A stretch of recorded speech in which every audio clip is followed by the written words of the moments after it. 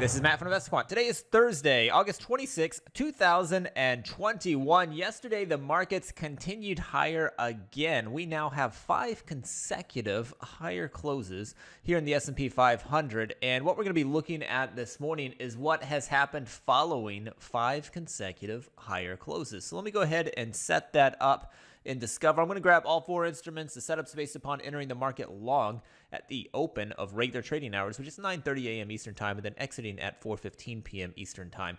Now, currently, we are trading lower in the overnight session, so I'm going to add that piece of information by going to the gap direction and clicking on gap down. That is something you'll want to confirm when we open, because that will change some of the stats if by chance we are to rally into the open and end up with an up gap. But currently, we're trading lower, so that's what I'm going to add here.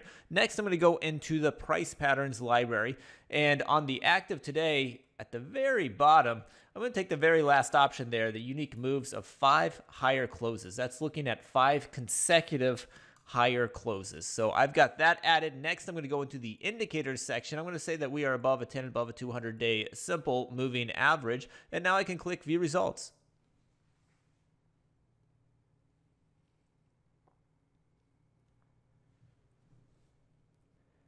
And here we go. These are the results based upon entering the market long at the open of regular trading hours, which is 9:30 a.m. Eastern Time, and exiting at 4:15 p.m. Eastern Time.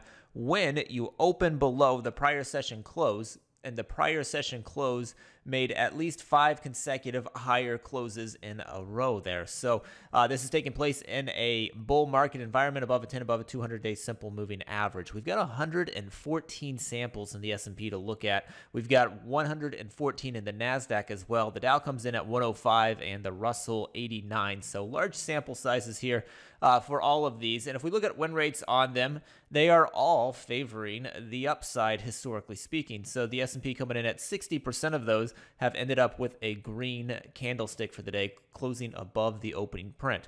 For the NASDAQ, that's 61%, for the Dow, 57%, and for the Russell, 62%. So right around 60% for all 4 of those instruments. If we look at the average moves that have taken place on these days, the average loss is larger than the average win in the S&P, and that is also the case for the NASDAQ and the Dow. The Russell is the only one that has had a larger average win. So the bigger moves historically have been on the downside, but more often than not, it has ended up closing above the opening print. You can see this used to be a very consistent pattern, and it looks like here recently it has not been as consistent as it was in the past. If you look at the S&P equity curve here, it's this blue one. Looks like it peaked in about 2018, and then since then it had a couple sizable losses and has kind of gone sideways. But it used to be very consistent throughout these prior years, just marching higher. We had a little drop, and now we're just kind of going sideways. If you look at the last year, not as strong